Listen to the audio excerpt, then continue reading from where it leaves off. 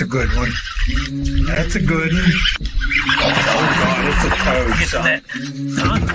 It's a toad, dude. Let's go. I wake up to a little bit of drool on my pillow, feel like it's gonna be a bad day. Rick, what's going on, One Cast fans? Welcome to Fishing Thursday. This week we decided to do Thursday. Ben still looks like in North Carolina. Figured you'd be on the road by now, Ben. But we are live. Ben's getting ready to head to Missouri to visit family, take a little bit of time off. Missouri. And Trey has a tournament Saturday. Then he's heading down to South Kakalaki to Santee Cooper to visit with our friends down there, pre-fishing, getting ready for the NPFL. And then we're what else? I got a concert tomorrow night. Who you going to see? Get the Let Out. Yeah. And then Saturday, I think we're going to the Durham Bulls game with some friends. So nice. What's going on over there in the good old Carolinas, Ben? Carolina Lakes, that is. What's up? I'm gonna get on the road about maybe 2 or 3 in the morning, but I figured I'd come on in for a few minutes. I had to update the page for the pod that's dropping right now, so I just updated the page on that, and I got like a few orders. I'm gonna, as I sit here and listen, fulfill, so Liz doesn't have to do it in the morning, so they can get those out. But What's up, everyone? Thanks for joining us. Right now, you're popping up as Facebook user. I think Pete is looking at I'm going to pull it up so I can see the names right now. But you're definitely seeing Ben inside the where all the magic is made with the snagless jigs and packaging up the hooks right now. The weedless neds, the long neck hooks, and head on over to onecastfishing.com. Use the code ONECAST and save 10% at your checkout. So, what's up, Tony, Steve, Dallas, Terry, all jumping in? Got everybody. Glad to have y'all here. Everybody in here. So we're not gonna talk about Keith Boucher. We have a whole podcast about Keith Boucher. We talked about him last week. We're not gonna talk about, well, you'll listen to what we talk about this week on the episode, because we talk about what is a professional bass angler this week. So yeah, what's going on, Zach? There were some comments made about somebody maybe not being deserving of an endorsement by an elite guy, and so we go into depth on that on the episode this week. So make sure you check. Yeah, we go pretty hard. There'll be some. I don't think Swindle was wrong at all, Steve. I mean, he put a video out and talked about the rules. Like he's allowed to have an opinion just like we are. So I get what you're saying. Like, he jumped a beaver dam back in the day, 20 years ago, all that good stuff, but. Let me say this. I know we don't want to talk about it, but I wasn't there for the pod because of that meeting on Tuesday. So it's a gray area. He pushed the boundaries. I think I'm kind of on Keith's side, on the sense that Texas considers basically a very connected body of water. They've got the roller ramp there. It's under the same water authority. All that. I'm sure if the Toledo Bend was high, a few feet high, that'd all be all the same piece of water. It said all connected creeks and canals are legal waters, and the rule he was disqualified for, Rule 15, says you just can't leave tournament waters. Not like So he's got a leg to stand on. I think bass, they went about it the wrong way, knowing who Keith is and what he's about. If they don't want that to happen, they should, because it's such a gray area, just like in the past, they probably should have allowed it to happen for that tournament, then change the rule, like restrict it, clarify it in the future, etc. But it's becoming a bunch of drama right now, and that's what it really is. Yeah, it's a bunch of drama. And I'll add to Ben's point. There's been some more folks that have come out and put videos out today. In the pre-tournament brief with all the anglers, it was clearly stated that you cannot cross any dry land. You can't cross roads. You can't cross dry land, including sandbars, things of that nature. Technically, what he did was cross dry land. So that was where they got him. It rolls back to Rule 15. It doesn't clearly state that in there, but the discussion about crossing dry land with a boat was had, and he violated that, and it was the tournament director that made that ruling before the tournament started. So I hate that he got DQ'd. I've said it last weekend. I'll say it. You'll hear us talk about this a little bit on the podcast next week. I don't like that he got disqualified. I think they probably could have approached it better, but at this point, I just want it to be like, I don't want to talk about it. I don't want anybody else to talk about it. I just want it to be done. If we want a future for our anglers or for our young anglers to grow up with some organizations, like I just think it's it's just gone viral, just like everything else does anymore. And I think if we're not careful understanding like second and third order effects of like things, I'm not saying you shouldn't have a voice. Absolutely, use your voice, speak up, defend yourself. If you think you're absolutely right, and he does, then speak your mind. However, there's probably a tactful way about going about it. And that's always up for debate from everybody. But yeah, it just sucks for the industry in general. I think it sucks on Bass's side. I think it sucks on Keith Poche's side, and it sucks for all the people having to watch all the drama because there's a lot of great things that are also going on right now. And I want to say two more things. One, I didn't like it in MLF made the rule that anglers could swim down and get fish that were stuck in brush piles and stuff, because you're going to end up having a 15-year-old kid drown doing that shit because they're not a good swimmer. Same thing. If my 15-year-old kid were to take my boat out, and I don't have a 15-year-old kid, this is hypothetical. If I drop them off and they're old enough and they're legally able to run my boat, and they try to jump a road or something and they get hurt or killed, I'm suing Keith Poche because he's the one that taught them that. Yeah. And I'm just saying, like, kids look up to the people that do this stuff. Randy Blockett jumped into Keith Poche's post today and used it to piggyback live scope. So we got that going on. But yeah, so we talked enough about negative stuff. Our whole podcast that dropped here 7 minutes ago, not talking about all negative stuff, but we kind of go into some things that are dividing the industry. My buddy Randy being one of them, and then some other comments that were made by Drew Cook. There was, I'm surprised the Drew Cook stuff has not gone viral. I think maybe it would have if it weren't for the Keith Poche stuff happening. I think this kind of trumped because you had the whole Caleb Kufal, however you say his last name. He had his whole situation with Steve Kent. Was it Steve Kennedy? No, Bernie Schultz. Bernie Schultz came flying in on him full speed and just cut him off on an area he was fishing because Bernie had fished it the day before and felt he was entitled to it. Yeah. That kind of went away. I also noticed a lot of the anglers who put videos up yesterday about the Keith Poche thing took them down today. Trey and I went to watch some, and the only one who still has his up is Gerald Swindle. Everybody else is taking theirs down. What's the song? That's suspicious. I don't know if Bass has started saying we need to let this die, so folks are doing what they need to do. I don't know, but a lot of those videos are gone today. But we do have an event going on down in Wheeler, and the Open going on down there. Yeah. Who was winning? Who was leading it? Trey McKinney. Yeah, he's in the lead right now with a little over 21 pounds. Home lake, so not surprising. Has been fishing that lake since he was 3 years old. Yeah, the kid's a hammer down in that area. And your boy Ben Milliken is sitting in 13th after day one, so he's definitely showing out. It's pumping out like just really good bags of fish, like nothing like Jordan Lake, North Carolina in February, but good, solid, high teens, low 20-pound bags. And it looks like it's a really good event so far. So we'll see what happens. I don't know if they have storms going across the south. I know they were getting pounded all. It rained all day today. I know South Carolina is going to get hammered on Sunday with storms, and I know North Carolina is going to get hit with storms too. So, Chris, appreciate you jumping on. There was also Philip Dean watching from Tasmania, Australia. Philip, appreciate you. If you read a comment, if you're still in here, and let us know what you're chasing them. What are they? Barramundi over there? Barramundi, baby. Is that your target species, or what's your go-to over there?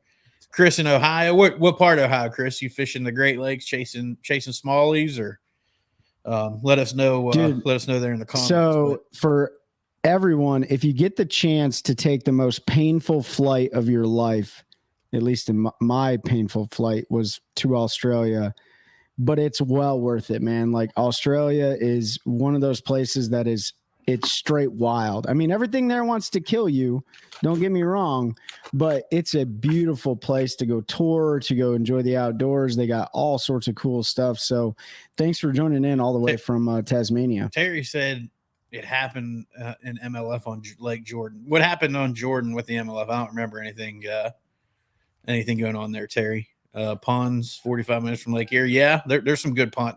There's so many ponds there in that part of Ohio. In the Midwest, man. Yeah, the Midwest has a lot of like bodies of water. So Ben, you're gonna go hit up old Bull Shoals, aren't you? Yeah, yeah, I'm gonna hit Bull Shoals up a few times. I don't know. Probably won't get there until Monday, right? Because I got my boat ready, but honestly, I need to see the most updated fishing report and retie everything and figure out what I need to have tied on for there. So I'll probably do that Saturday and church on Sunday, and then I mean I'll have a top water for sure, or or something, and I'll have the snagless jigs on, obviously, but I don't the water was really high and it dropped, and it's come up a little bit again, and they weren't really spawning, but the water temperature jumped from like 60 to 70, but that's when the water was high. And so like I don't know why quite typically they're about a month behind us spawning wise. So I suspect somewhere in the lake there may be some bass still spawning, which would be awesome. But the smallmouth won't be. I should be able to find smallmouth on the points and all, and some offshore stuff. But yeah, we'll find out. That'll be an awesome trip, man. Definitely take a bunch of pictures. Hey, will you scroll back up to the comments real quick? Just because Phillips and bears before north of here, rainbow and brown trout, or what you all right, freshwater. Go back up a little bit though. There was these ones. We'll get there. I got a couple jigs for one cast long neck hooks. They're awesome. Yeah, man. Appreciate you. Where am I going? So Tony asked, he said he just got 2 medium light rods. What do you use them for? Spinning I was going to ask, are they spinning rods, Tony, or are they bait casting rods? I'm going to assume they're spinning. So I'm going to tell the story about medium light rod, because I heard it when I had that meeting on Tuesday, right? He was talking about it wasn't him, but maybe his nephew. This is the guy who works at Flambeau, for everyone listening. He's connected in the industry, so he was down at someplace in Texas where it's a bunch of private ponds, this guy's private property or someplace. And he had drained this pond like 3 years before and restocked it with like normal stocking fish. And there's big bluegill in there. And so they were using ultralight to catch bluegill. And turns out they hooked into an 8.5 pound bass in this pond on an ultralight rod. And just talk about bent over. They landed it and they got it. They got a picture and a replica mounted of it. But that would be a crazy fight for ultralight. Yeah. So Tony said on that casting medium light. That's my BFS stuff. So I throw like Ned rigs and really light shaky heads, crankbaits, really light crankbaits. Yeah, I'll use to throw like shad wraps and stuff. Yeah, shad wraps, really light top waters like Labino Rico, 1/4 ounce and below. Shad wraps, Ned. Those are like, if I don't know where you're at, but if you're in the north, like, you can get by catching a lot of smallmouth and stuff like that with really small baits, and a medium light rod would be good for that. And then if you're multi-species fishing, you can target crappie and all sorts of other stuff. But typically with your medium light, like really flamboyant, fast action tipped rods, like you're gonna throw a really small bait with that, and they usually say on the rod like what it's rated up to. Nobody really follows that, but you want to get by with like those really small, like Pete said, shad wraps, really small square bills, Ned rigs. You could put a drop shot on a casting rod. I've seen people do it before. So anything that's really finessey or really light. Anything to that? No, I mean, like Casey Reed throws a drop shot on casting rod, power shot with bigger stuff. But anything you would use a medium light spinning rod for, you can do the casting. The reel's super important though. So like I'll either use a designated BFS reel, or I really like the Tatula 70s is usually what I'm throwing for like for the shad wraps and stuff like that. I just feel like it throws it better with that reel than the BFS. Dallas said I've seen Pete catch a giant largemouth in Raccoon Lake years ago on an ultralight. Yes, I did.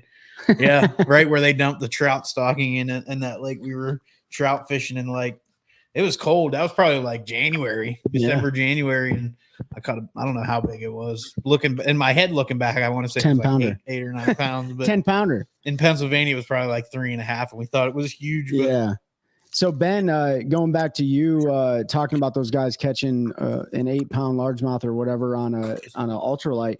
What up, Nick? My daughter and my son, both their PB bass are right at 6 pounds out of a private pond in Lillington, North Carolina, on one of those like Walmart special ugly stick spinning rods, and they were casting a weightless fluke out there with like a 3/0 hook on it, and they both caught 6-pounders the same day. Actually, just loosen it up, loosen the drag up, and play it out. That's right. Terry says he's throwing a closed face Zebco 202. You're probably frog fishing with mono with that too, right? Nick said he used a mini mouse pool. Dude, you can catch. All right, hey, listen. Everyone wants to get all fancy because we're awesome and we live in America or in Australia or wherever is awesome, right? I literally learned how to fish with a water bottle. I was in the Solomon Islands, and like the locals there would wrap mono around the water bottle. They do that below Jordan Dam. Oh, do they? Yeah. I've seen them down there. Yeah, because they catch us. There's a lot of immigrants who come up here, right, to work and you know, here, and I've seen them out there when I've run up towards Jordan Dam on the Cape Fear, and they were throwing their line out and they were using a water bottle. Yeah, if you go on the spillway side, they do it down there too. They also throw cast nets and dump everything in a 5-gallon bucket. I was gonna just pick your freaking water bottles up. That's all I got to say about that. But you can literally fish with anything, man. It's awesome. Going to Alabama at Gunnersville, taking your jigs with me. Hope to get a PB. Hey, man, like a lot of vegetation, a lot of laydowns and stuff on Gunnersville. You know, throw that. If you got any of the snagless flipping jigs, those are great. And then if you got any of the snagless swim jigs, those are great, especially a pure white one or a shad one, any color right now, actually, because the post spawn and stuff, fry garters feeding, you know, bluegill up there feeding on the fry. But yeah, run that snagless swim jig through that grass and flip into those in those holes in those mats and stuff like that. You're probably gonna catch something good. Yes, I don't think there's very many laydowns on Gunnersville. There's like 2. But yeah, Nick, it's a Snoopy pole. Terry said it ain't no. I definitely get something else. So yeah, swim jigs there because you're fishing a lot of that offshore grass, and you know, if you want to fish the mats, then you're gonna want a punch jig to get through that heavy stuff there.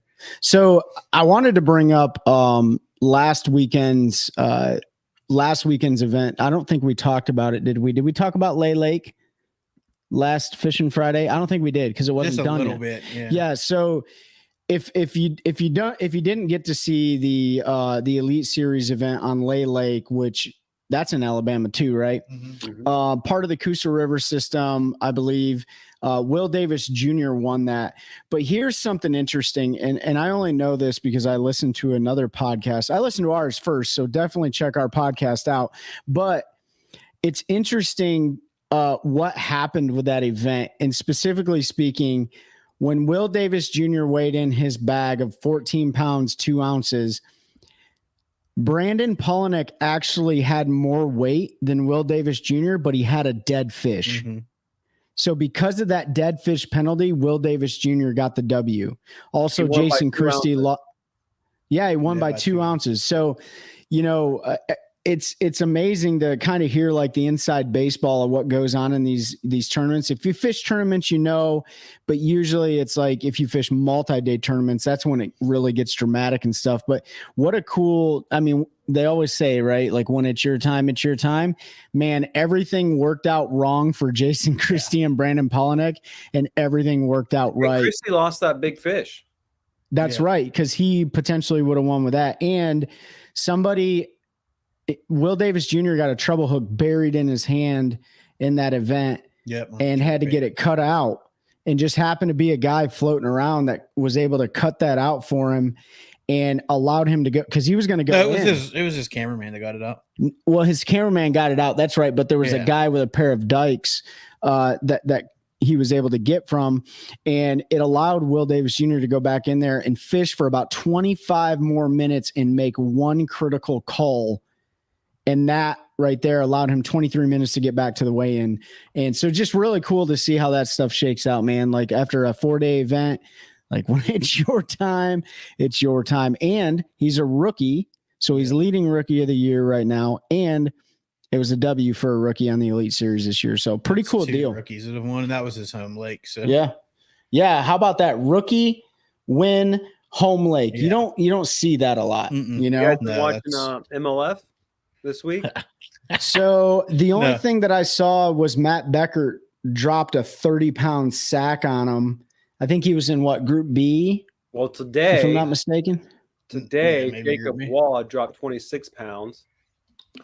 And then Jesse Wiggins had 23 second. So you're talking about day one? I think he's day one, Group A or B, one of them. He had 30 and some change. We looked it up earlier. I haven't watched any of it. Day one group, 30-pound bag. 30 pounds. So you said you were going to, who was it? Chris said he was going to Gunnersville. It's on fire right now. Dude, go out there and just run around and follow Matt Becker. Yeah. They're all off fishing that offshore grass, doing a bunch of different stuff. Nick said long shank hooks helped me do a 14th place. You follow, that was in the Toyota. Do a short video next week. Yeah, we're looking forward to that. Oh, Nick. yeah. Enjoy your vacation up there, dude. And huge congratulations to Nick, man. Like, that was awesome. Yeah, that was a tough, great tough finish. That was I'm not going to use the cliche term. That was a tough tournament. You know, you really had to work for the fish. You follow Alabama? Yeah, Alabama. Yeah, not Oklahoma. You got to make sure you specify which one they're fishing. So I probably am not going to fish this weekend. I don't know. I might go Sunday. Man, I'm just. Wall was out on the ledges. Oh, was he on the ledges? Fishing. I knew he was offshore. I don't watch MLF BPT because I remember Gunnersville last year when Bass went. Was it last year? Who was that? Hold on one second. Well, Nick, what do y'all think about 2020? He went up shallow, with frog, but because of all the gill grass, they weren't necessarily out on the ledges. But it looks like they're back out on the ledges. What do y'all think about 20 bags over 30 pounds 2 weeks ago? That was at Okeechobee, and I think that is absolutely freaking insane when you can come in with, I think, wasn't it Scott Martin, his daughter or something, had like 31 pounds and were like 15th or something? I think they had 29 pounds and they were in like 23rd place or something. So I look at what happened at Okeechobee just like how I looked at what happened last year on the Elites when Jay Shakir won and there was a Century Belt with small. Where was it that they hit just right where the weather conditions held up? No, not St. Lawrence River. St. Lawrence River. Like, are we going to see that again? I'm sure in some time and space we'll see it again. But what happened at Okeechobee with all those? I don't know if you'll ever see that. I'm not sure like that's going to be replicated, just like I don't know if what happened in the St. Lawrence River is going to be replicated. Well, I mean, I'd be shocked if we don't see another Century Belt on the St. Lawrence this year. Do you think but I'm not taking anything away from Jay Shakir, but that's not that uncommon for 30-pound bags on that lake. Yeah. Or on that river system into the lake. But what is uncommon though is for the weather in a multi-day event to hold out like that for 4 days. You know what I'm saying? I mean, it's very possible somebody go out there and catch the 35-pound bag of smallmouth on one day, and then you can have a day where you can't get out there. Yeah. They could do it on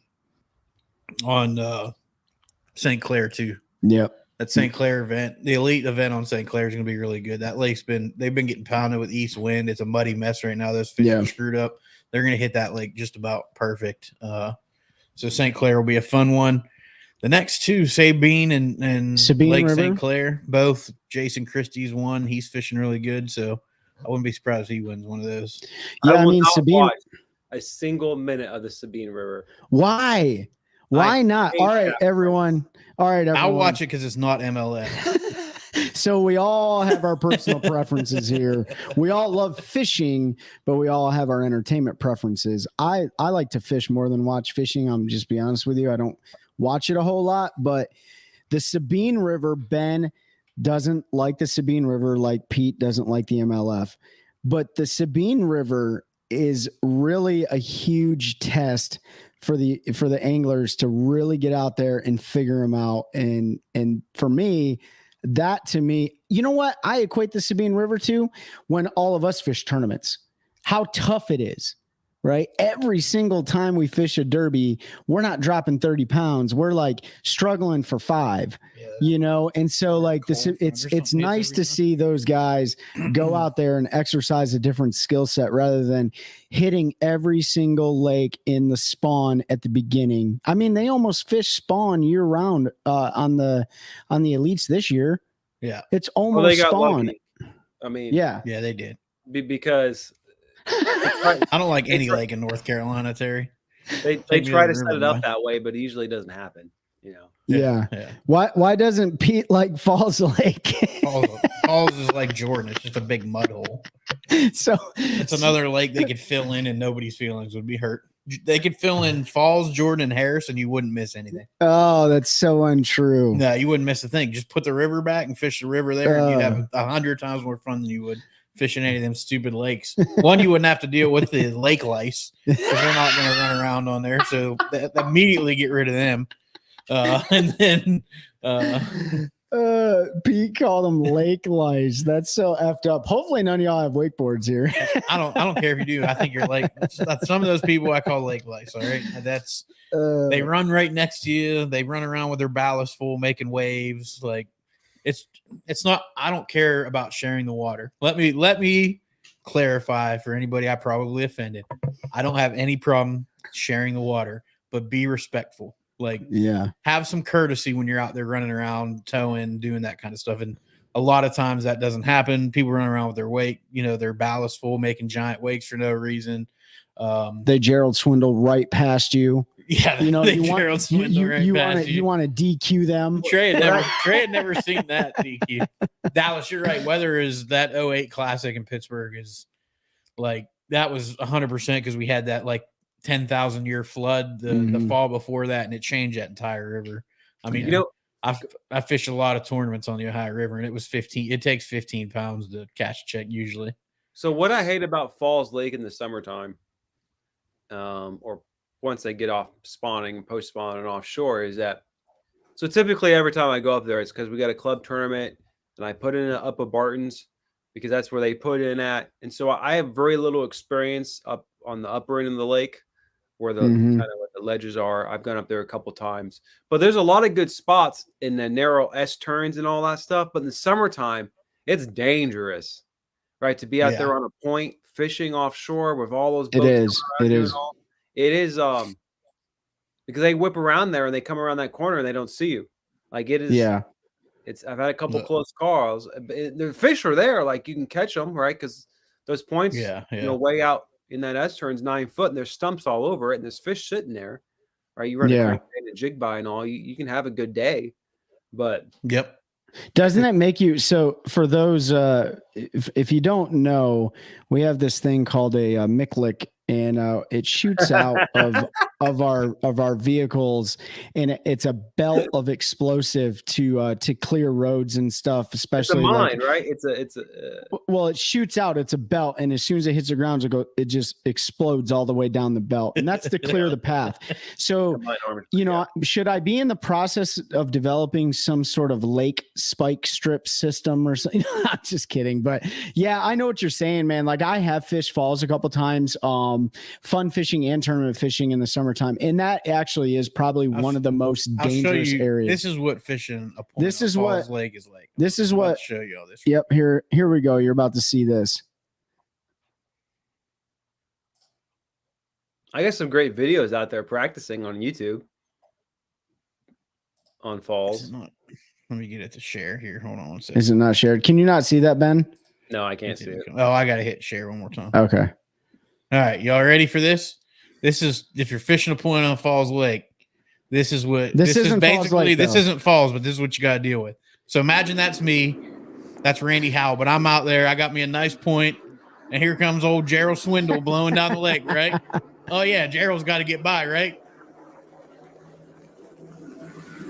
Good night, son. What's up with that? Yeah, you got to listen to the audio. Hold on. Just if you didn't see, if you somehow missed it. When was this? 2007 in the Classic. He was in 5th. He got disqualified. Because look how close he is to this boat. I mean, that's Dude, a rule there's violation. the propeller. There's the side of your boat.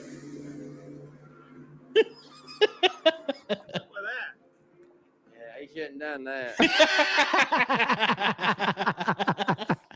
And old Randy Howe coming in. Yeah, he shouldn't have done that. I'll tell you what, good on Randy Howell, because it wouldn't have took anything from reaching across there with a 7.6 rod and smacking him right in the head with Good it. night. You know what I mean? But I mean, I've never had anybody get that close. But they'll you know, you'll get people to run up on you like that. And I hate the pleasure boat. I had this happen a couple times. I'm fishing, you know, they come between me and the bank I'm fishing. Yeah. Yeah. And they're stupid too, because the way that you have to fish on falls, like so many of those points are very shallow. So you have to sit off those points almost out into the main river. And but I would love it if somebody came by ignorant like that and hit, I mean, no harm to them, but just knock their lower unit off. And I would sit there and I would do the American thing. I would pull my phone out. I'd start recording and I would laugh at them. And then I would render some help after the fact. You know what I'm saying? But you got to learn your lesson. I fished with Nick, if you're on here. I fished that tournament with Mike on Tiller a couple weeks ago. And there's one of those points. Yeah. And we were running out around it. And some dude in a pontoon boat with his family, he bobbing down and saw us and got all mad and stared at us and decided to cut between our wake and the bank. And Mike just looked and he's like, is he going to get it? Is he going to get it? And all of a sudden you see that boat go. Already went, yep, he found it. And there's a big giant rock pile with buoys marking it. And the guy still ran right into it. You know, as much as electronics are debated anymore, it's ridiculous how electronics are debated, by the way. But regardless, they are debated. However, I can't imagine any more. And if you can't afford it, I totally understand. All the more reason to be super freaking careful and know the lake that you're fishing or that you're running around on. Yeah? Yeah, so Sabine River? Years ago, I was in college and all. And I ended up having boat trouble too. But I took my uncle's pontoon boat on Bull Shoals. I ran down the Spring Creek. So on the pontoon boat, it's probably like a 30, 45 minute ride. And like my bass boat's like 20 minutes, right? But I didn't have any mapping, no electronics, nothing. I was just down there fishing and, you know, doing some night fishing on and coming back, and like storms were coming in. Like you can't tell a cove from a turn. And it's a this creek's a very long point that comes out. And if you don't make a 90-degree bank to go back up, like you just go on down to Arkansas. That's Pontiac. So I kind of got lost. Had cell phones, and ultimately what happened is I ended up parking it down at the marina at Pontiac for the night. Came back in the morning. I was like, I could have found my way back. I was like, where's the turn? You know, no mapping, no electronics, none of that. And I didn't have a lot of experience boating on Bull Shoals and all, maybe a couple times. Yeah. I knew. Yeah. It all looks that's in my opinion. If there's anything I would rather study, it's the map to know where I'm going and how to get back. Other than that, like we'll let the cards fall where they fall or the chips fall where they fall. But yeah, man, like, and you know, especially how many times people go out there and have battery problems or break down or whatever the case may be. Dude, could you imagine doing that like 35 miles offshore on the Great Lakes and then you just have no idea how to get back? You know, so, your batteries go out, whatever. The only time I went offshore fishing is a few years ago for my bachelor party. We went in Savannah. We went off 40 miles. We went snapper fishing, but talking right to the guide and all, and the captain, talking to her, and she'd been doing this for like 50 years. I'm like, how did you used to do this without mapping electronics? And it was a compass and an azimuth, and how much time. And she was telling like. They were coming back in a storm one time and got blown off, and they ended up, when they found the coast, they were like 30 miles from where they needed to be. You know, it's crazy, dude. I couldn't imagine going out there not knowing where you are. Just open that door. I guess in that scenario, like you just go west and you eventually hit land, but true. Still, yeah, true. It's Trey's gonna open up the garage door because it's getting hot in here. So if y'all hear hear the garage door open. I apologize. So I couldn't imagine like not having mapping. That's key. No. Yeah, mapping plays such a huge role anymore in any fishing. Sorry, we're in the redneck. Redneck AO. Are you on your phone, Ben? Or are you on your computer? I'm on my computer.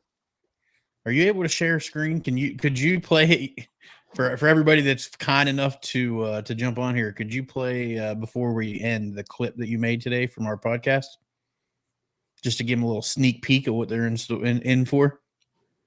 How do I do present? Yeah, you do present, share screen, and Video then it'll. file. Oh, I can do a video file. Yeah, if you have it uploaded, you can just do the video file, and then when we get to a point, we can share that, and that'll give you all a little bit of an idea of this episode and kind of what we talked about when we talked about the Drew Cook incident, and it kind of got blown away. But Pete, he's don't take your clothes off. Yeah.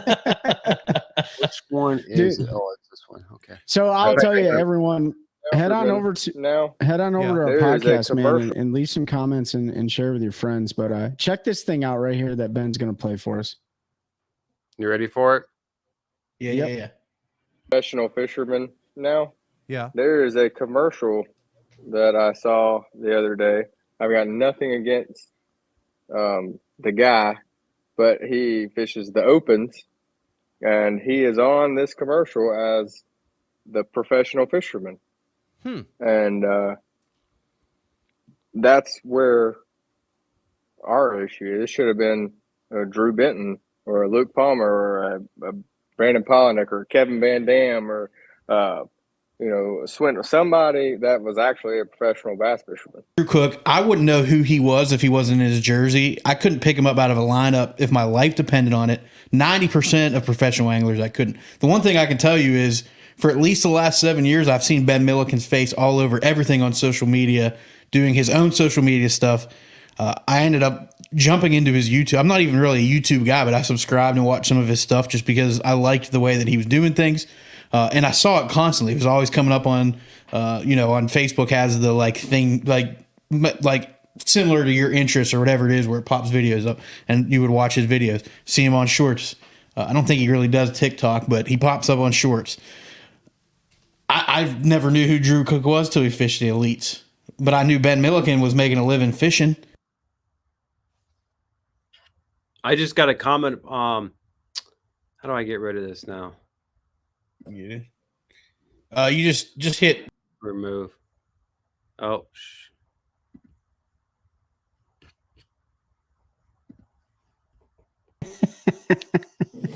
Whoa, Ben, you quit. Ben left us. Ben will be right back. Yeah. So for those, that was a little taste of what you guys will see today, right? Yeah, it came out about 38 minutes ago. So yeah, go check that out. Make sure you listen whatever you do, whether you do it today or tomorrow. Or let us know your opinions too, because it's interesting to see how entitled some of the industry seems to be. You know, like obviously Pete, Ben, and I, we're nobody's just sitting here running our mouths. Like we have our opinions and stuff too, but it's funny from the outside looking in, especially when you get a little taste of the industry, like when you go to ICAST, when you go to the Classic and all these other events and stuff like that. But it is funny. It's not funny. It's almost embarrassing to see how entitled some people act, like you're some status, like, and maybe it's the name itself, elite. But yeah. No, I think you've seen that even when it was the 150s and stuff. I think you're always gonna have people that feel that way, but we're not gonna dive into that on this one. We talk about it. I just got ad nauseum. Someone just messaged on Facebook because I posted the link to the story. Ben Milliken's not a professional angler until he won a pro tournament. Well, he did. Did you say he just won an open on Toledo, Ben, as a opens pro? Well, it's until he won. There's at least you should have just sent a picture of him. Won a tournament. Oh, I know. Gerald Swindle's never won a tournament. Bernie Schultz has never won a tournament. Yeah. Bernie Schultz, never won a blue trophy. Yeah, there's plenty of them out there that have never won. They may be fishing at that level because they qualified through fishing 3 tournaments, right? Yeah. They fished 3 3-day tournaments. That's how it used to be. So 9 days of fishing. I'm making it very more like simple here. It's not simple, like don't get me wrong, but the elite qualifiers, the Bassmaster Opens in those MLF Toyota Series events, those are, everybody says this, even the Elite Series pros, the BPT pros, whoever, they say the hardest circuits that they've ever fished were the events prior to moving into the BPT or the elites. Like all of them do.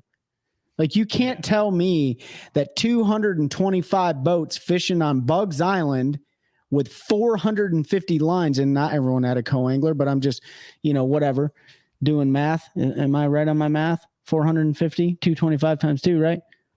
We'll just say that. 400 lines in the water. And you're telling me that those aren't some of the toughest tournaments you ever fished over 3 days? Like, come on, dude. You're not a pro, though. Yeah, but you're not a pro. Like, get out of here. Look, just go watch the episode and let us know what you think. Trey just ranted for a rant.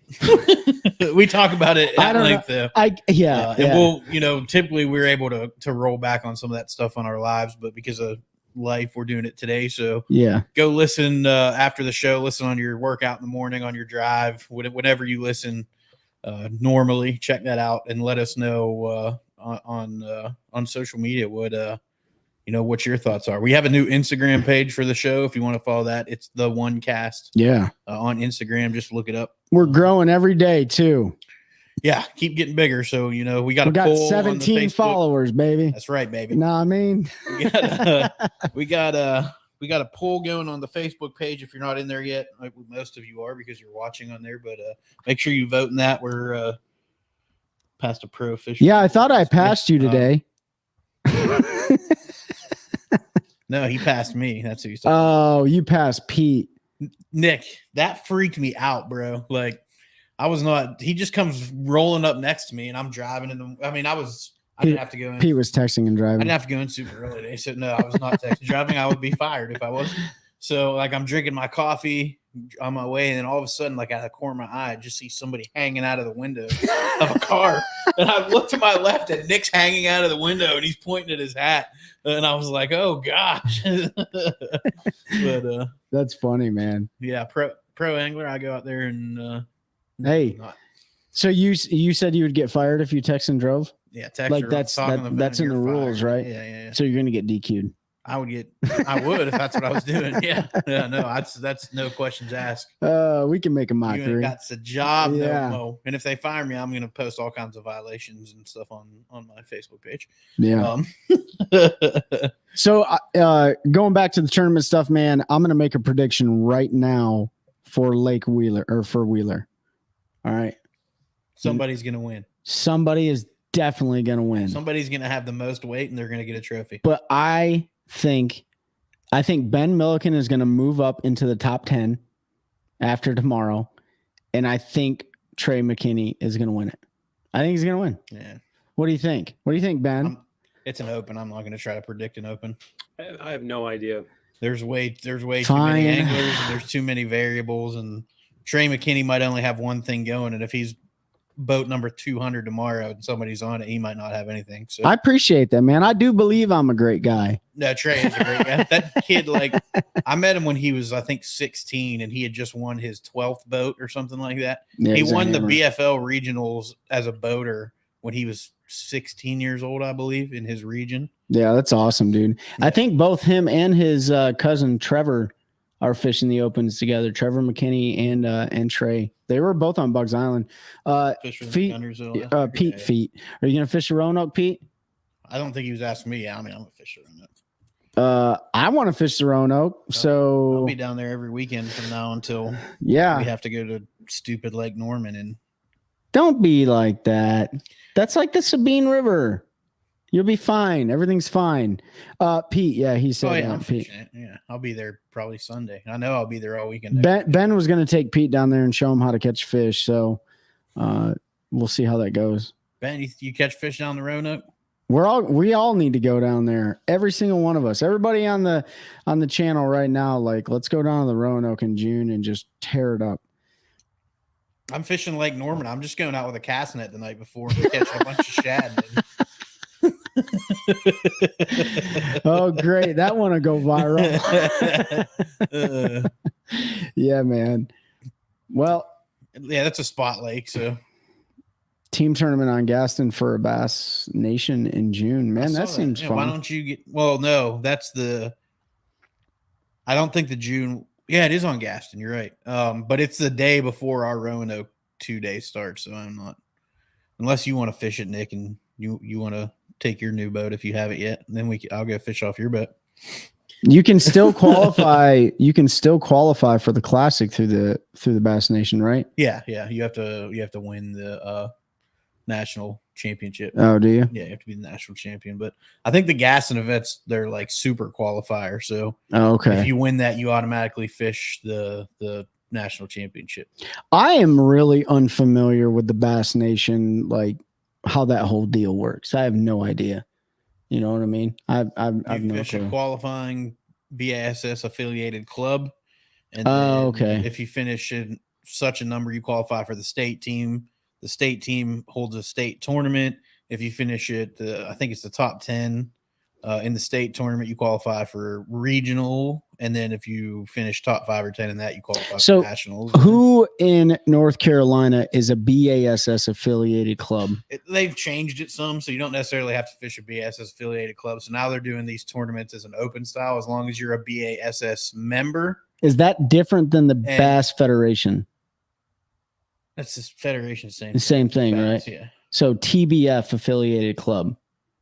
No, BAS. There's no TBF. The Bass Federation hadn't existed for 40 years. Well, when you hear somebody saying that there's a federated club, it's BASS. So, I mean, I'll tell you, like the club I just left a few years ago, they were like the Bass Federation president is the tournament director for. That might be something they made up, but it has. I don't know. It's no way. Have you guys ever heard? If you've ever heard of the TBF, the Bass Federation, like definitely shoot us a comment. It has nothing to do with BASS, so that wouldn't qualify for. It's a youth league apparently. I don't know. You can like look at the Bass Federation North Carolina. But yeah, I've never heard of them. It's just I definitely have them. Yeah, that's not. Oh, they're an MLF partner. Okay, MLF. That's who they are. Yeah, no, they don't have anything. So you'll hear people say a federated club. They're not talking about. Yeah. BASS. It's not Bass Nation. It's the Bass. If you say I'm fishing a federated club, they're talking about fishing a BASS club. Oh, I gotcha. There can't be that many TBF clubs because I've never heard of one. So. Okay. Yeah, so if you're a member of BASS and you don't have to be a part of. You used to have to be a part of Club Nick, but you're right, not anymore. You pay the annual due, and then you fill out an application to fish the state tournament, and you go and compete in like the open style tournament. And if you win, you automatically qualify for the national championship. Now, I think it's team too, so both. I have to look because I think Bass made some changes.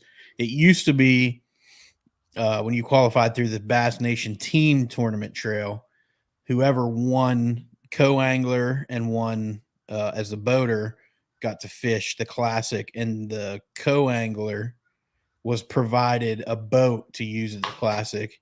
And if I remember correctly, they used to provide you the boat to use the following year and pay your entry fees as a boater in your regional opens. I don't know if they now pay for you to fish all nine or how it changed when they went to the EQs, but yeah, it's a really good way. And we talked about Brian, the only person that's ever won the Bassmaster Classic, Brian Kirchhoff by winning Federation or Bass Nation.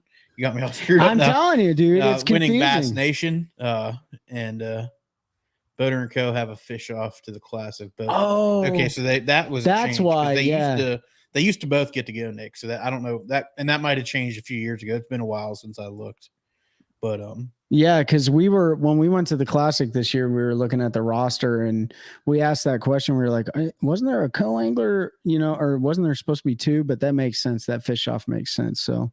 I wonder how that looks. I don't know. I think how did Louis Minetti? How did he?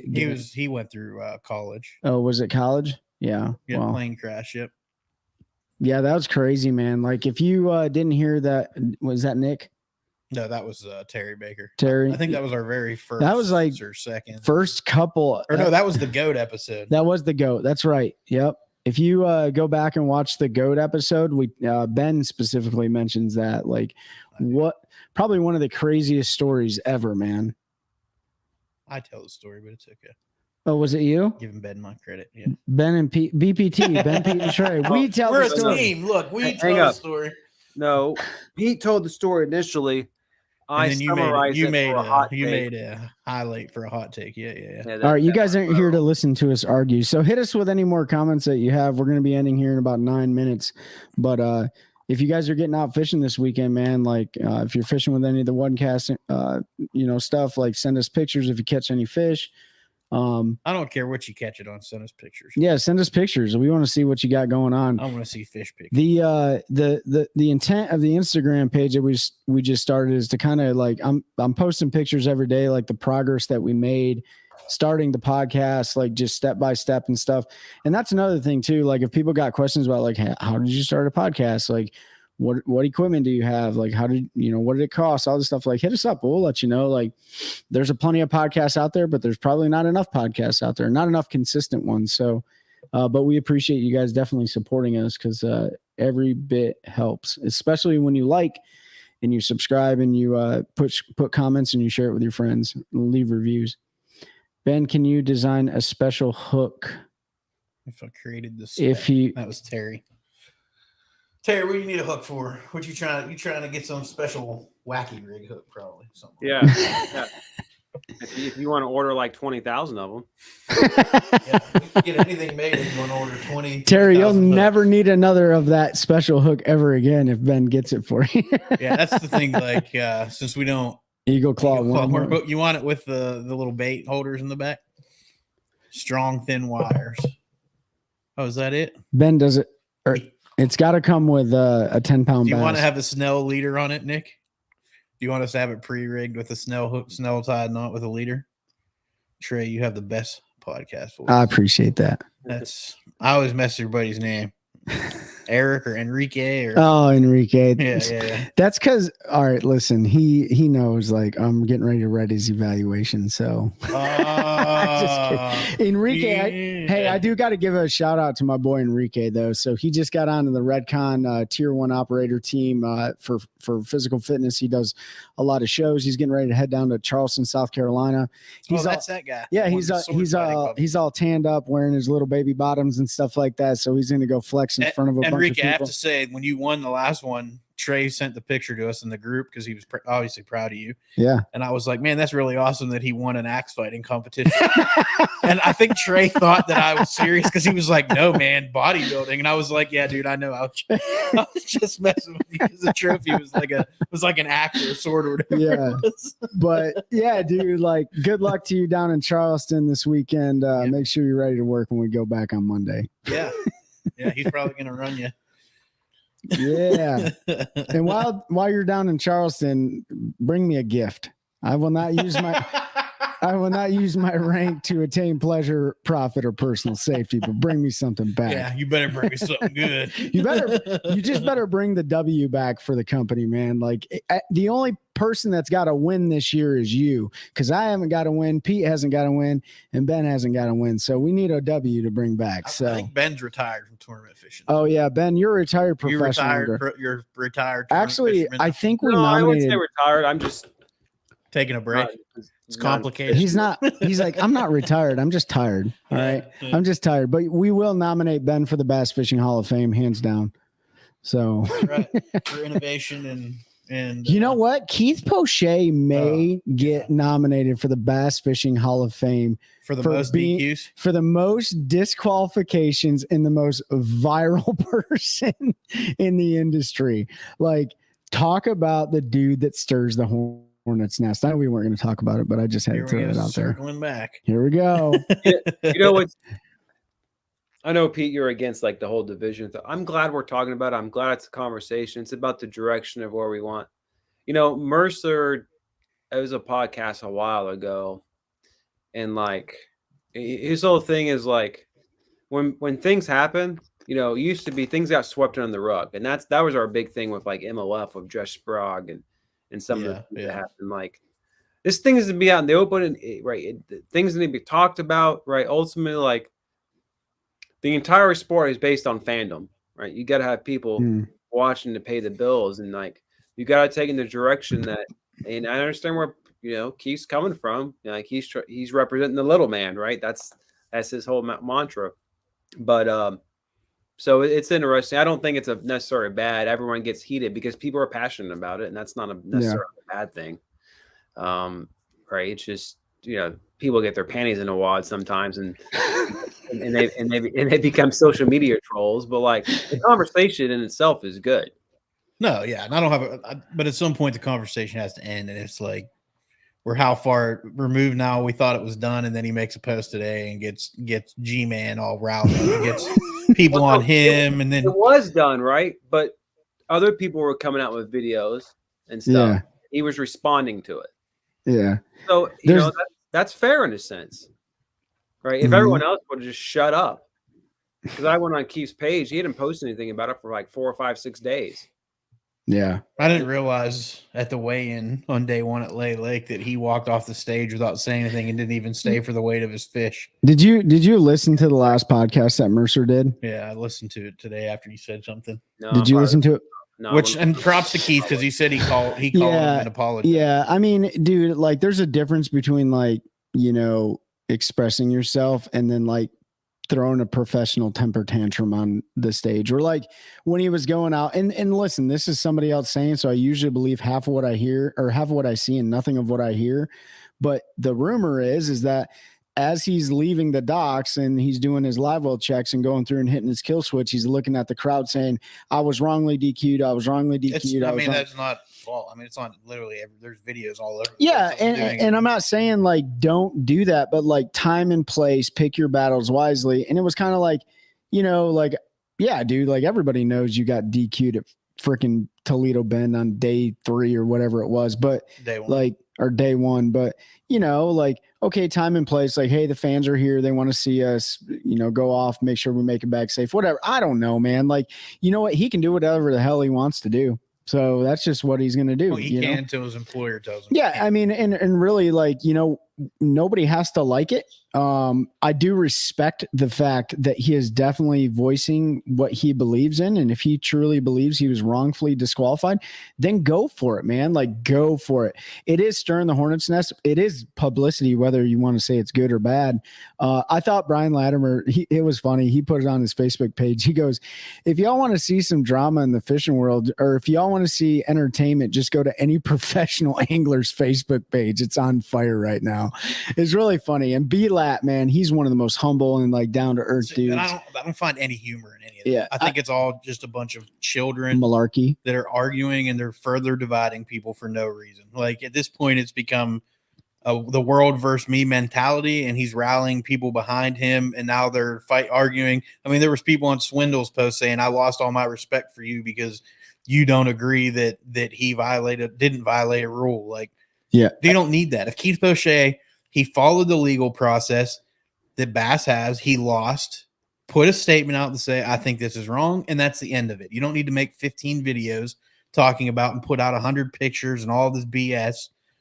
Had he used the rulers, he probably wouldn't have got disqualified. But he decided to jump dry land after the tournament director in the pre-tournament meeting said you cannot cross dry land with a boat. Yeah. Sandbars, roads, specifically called out dry land. You cannot jump it with your boat.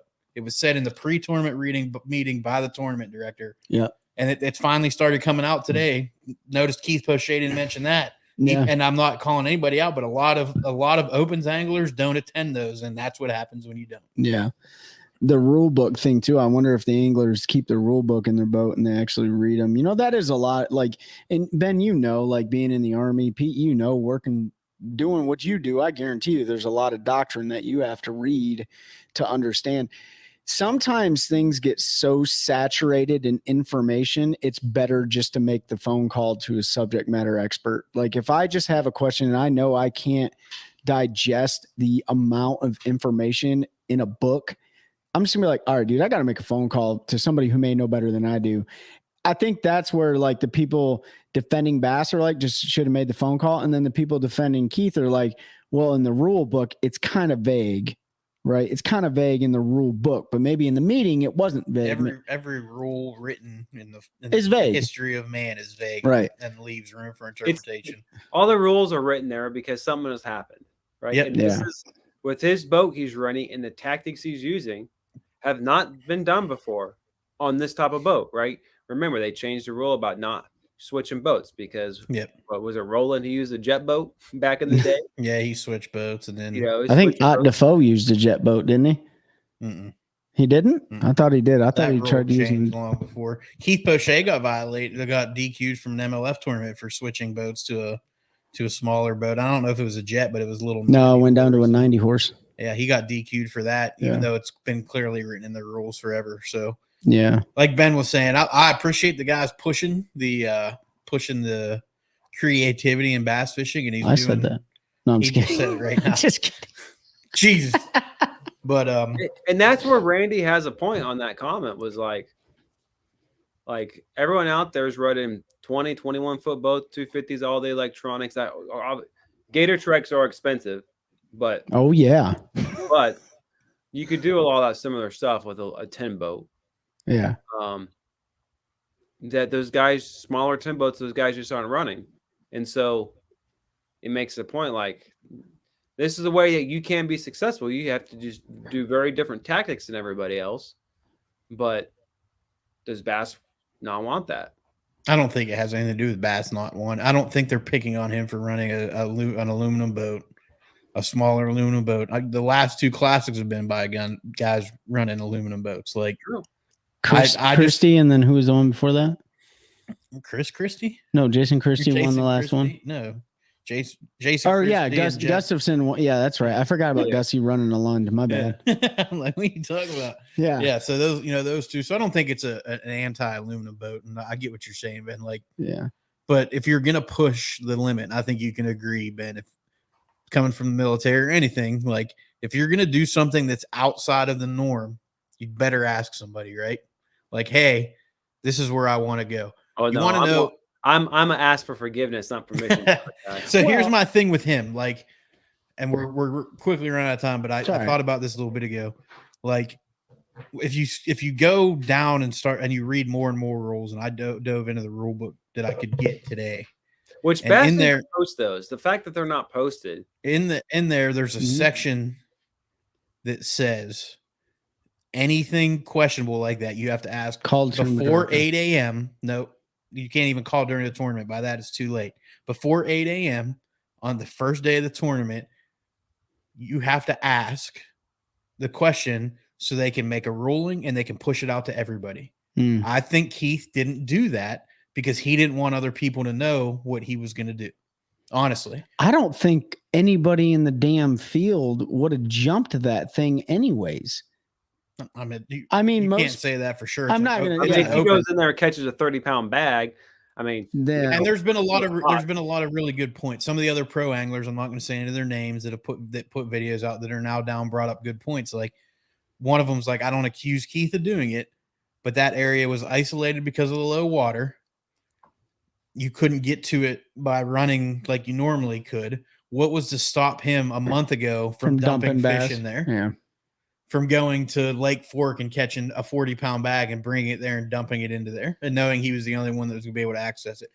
The guy was very clear. I'm not in any way saying that happened or that he would do that. You still have to catch the fish, but it leaves that jumping that and being the only one doing it or that can do it leaves those questions of were those fish put there? Did you have a buddy run them over there? Like, it's a tough thing. So it opens up a can of worms. So, and what you said brings up just kind of the general point that, like, if we're asking questions, if people are thinking that way, if people are thinking that a pro would legitimately do that or whatever, then obviously there's a bad message being sent somewhere in the outdoor space. Like if we didn't think that, if we didn't have that mentality, but biggest problem in the outdoor space, to piggyback on what you're saying, is the stories that go viral are the stories like this. Yes. The stories like the walleye cheaters. Yeah. The story of the guy that blocked the hole down there in the first open that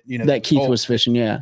Well, Keith had nothing to do with it, but the first open of the year where the guy was hole sitting and held the hole. Oh, yeah. The That lawyer goes, guy. The lawyer guy. That goes Yeah. viral. They're going to have to do what they did in kayak, right? Because the kayak world, right? It's very similar, right? People will go, because you could put it in anywhere, right? Now they as have long as it was a part of that body of water. Like now they have to put a map around, like a ring, like, okay, this is your actual boundaries for the tournament. Yeah. It's not even that. They're going to designated launches too, because it used to be you can still technically fish any body of water, but like what you brought up was because of Drew, and I can't think of his last name now. He won their Angler of the Year last year, whatever. Anyway, like especially on Kentucky Lake, you could put in on any launch and fish any part of that body of water that was continuous part of that water. So he was like 140 miles up a creek, but technically you could get your kayak there because of the depth. You wouldn't have to get out of it or anything. And he did it all the time. And he, Drew Gregory, made a career. Great. I mean, he's crushing it this year. Followed the rules though. But he took advantage of the rule as it was written. And so they changed the rule because people complained. And but when you think about it, Ben, like you bring up a good point. Like is 140 miles up a creek, are you really still fishing the same body of water when you're, 100 miles away from the actual that's why they say lake where you're supposed to be creeks fishing? or canals connected to the fair game. Yeah. Like, you need to put a actual boundary. Like, if you really want to control this and never have this happen again, you have a map that's highlighted in orange where the boundaries lines which are. they do for rivers, right? They do. They put the orange markers out there that say this is an off limits area, or they do the map. I think they do both. Because you look at Sabine River, you can technically run that and lock into what lakes that you can lock into. I don't remember. It's one of does it Toledo Bend? I think it's Toledo Bend. Yeah. Because you can technically run the Sabine, lock into Toledo Bend. So they very clearly say you cannot do that. Like, before anybody's even there, they already know. So I agree with what you're saying. But all in all, use your voice, use your platforms, be tactful, be professional. Throw a fit behind closed doors where you need to throw a fit. There's no right answer here, by the way. There's just our opinions.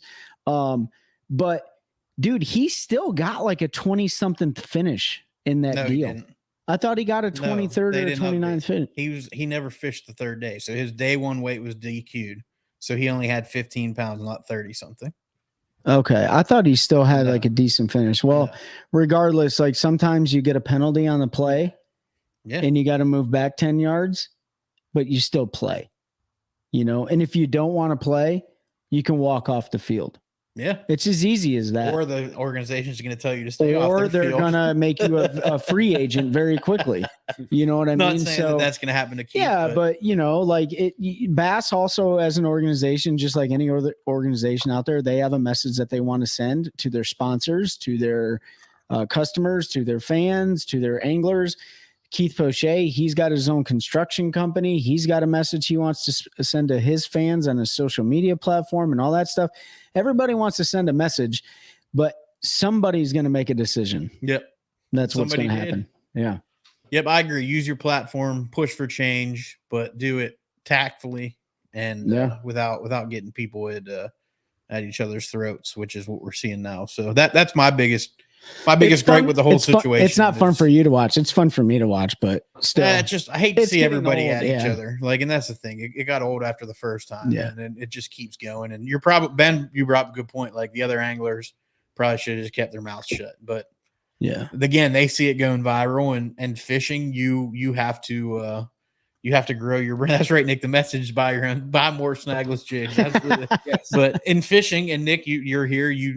Terry. Anybody that fishes knows, like, to continue to grow, you have to grow your personal brand. And I don't blame anybody for putting a video out to try to get into that limelight and grow their brand, because you have to have that visibility, and people have to see you to be successful and to get the backing of sponsors, just like Milliken did when he got his Orkin commercial and then made Drew Cook gatekeep him and all mad because he wasn't a pro angler. Yeah. On that note, make sure you check out our episode this week. It dropped at 7:00 about an hour and 10 minutes ago.